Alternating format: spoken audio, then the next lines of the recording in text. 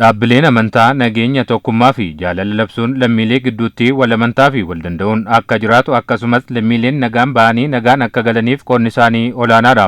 Yaa'in dhaabbilee amantaa magaalaa Finfinnees abbootii amantaa waliin mata duree ga'ee dhaabbileen amantaa marii gabbisuu keessatti qaban jedhuun marii geggeesseera.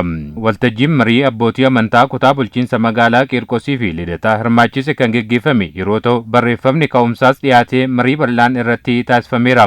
Hirmaattonni marichaas garaagartee jiru mariin akka hiikamuuf abbootiin amantaa dhaloota sirnaan barsiisuu qabu jedhaniiru. ልዩነት አለ አለ እናቴ አራት ልጆች ወልዳለች አራታችን እንለያያለን ገራገሩማን ጅራ ሃቲኮ ኢጆሌ አፍርዴሴ አርፋን ኬኛዩ አመንታን ገራገራዳ ዋን መሪያቹ ቀምኑ ረት ኒ መሪያና amantaan wal nu nyaachisa kan wal nu nyaachisu faayidaadha faayidaan immoo kan hojjennee arganne osoo ta'e wal nu nyaachisu dafqa namaa teenyee nyaachuu qabna jenneetu kan wal nu nyaachisu kun dhaabbachuu qaba hoggantoonni keenya dhugaaf dhaabbachuu qabu abbootiin amantaa akka abbootii amantummaa isaaniitti dhugaadhaan haa barsiisan garaagarummaa jiru hambisuun fagoo miti. Waltajjii marii kanarratti kan argaman Ustaaz Abubakar Ahmed rakkoon darbee mul'atu miiraan oofamuurraa kan maddu ta'uusaa dubbataniiru.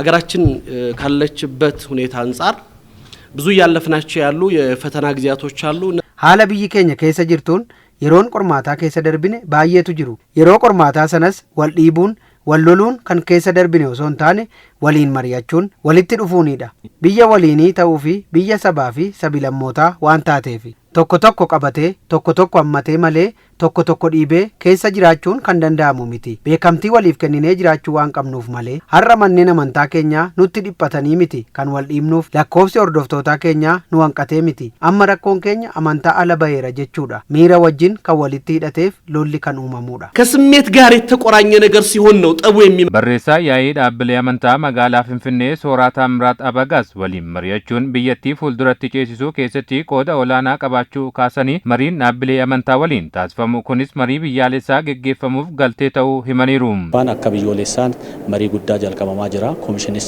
dhaabbatee jira isarratti immoo mariin kun kan ji'a tokko kutaa magaalaa keessatti geggeessinaa jirru kun bu'aa guddaa kennaaf kanaaf kanarratti immoo abbootii amantaan yaada isaanii kaasanii akka biyyas akka magaalaas rakkoon keenya maa inni kan jedhu irratti tartiibaan waan yaada ka'aa jira yaada kanammoo fudhannee fundureetti akka biyyoolessaa marii yennaa godhamu yaada kun qabatamaadhaan dhiyaatee biyya keenya kan jiru rakkoo akka hiiku taasisuuf kanarratti immoo abbootii amantaa ga'ee guddaa akka qaban kanarratti hojjechaa jirra jechuudha. Dhaabbileen amantaa duudhaalee mana amantaa keessa jiran karaa sirrii ta'een dhaloota barsiisuun biyya itti fufsiisuu akka qabanis Sooraa Taamiraat kaasaniiru. Abbootii amantaa akka amantaatti ga'ee guddaa qabu jechuudha.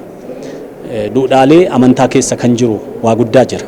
Kanuma baasaniitu akka biyyaalessaas nageenyi akka bu'u nageenyi biyya keenya akka mirkaneessinu kanarratti abbootii amantaan karaa hundaatiin dargaggeessaa barsiisuudhaanis yoo ta'e miseensota hordofanii barsiisuun ta'a kanaaf kanama hundumarratti abbootii amantaa bobba'anii sirriidhaan barsiisanii akka biyyaalessaas marii kanarratti hirmaatanii yaada kennanii biyyi kun nagaa akka ta'u jaalalli akka dhufu namoota keessatti jaalalli cimaan akka uumamu hojjechuu qabu jechuun barbaada.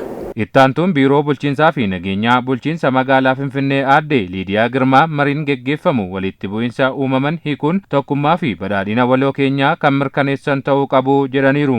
ስንወያይ ችግሮቻችንን እንፈታለን ስንወያይ ስለ ሀገራችን መጻኢ ዕድል እንወስናለን yeroo mari'annu rakkoo keenya ni furra yeroo mari'annu carraa gaarii biyya keenyaa ni murteessina mariin guddinaa fi badhaadhina biyya tokkoof ga'ee olaanaa qaba.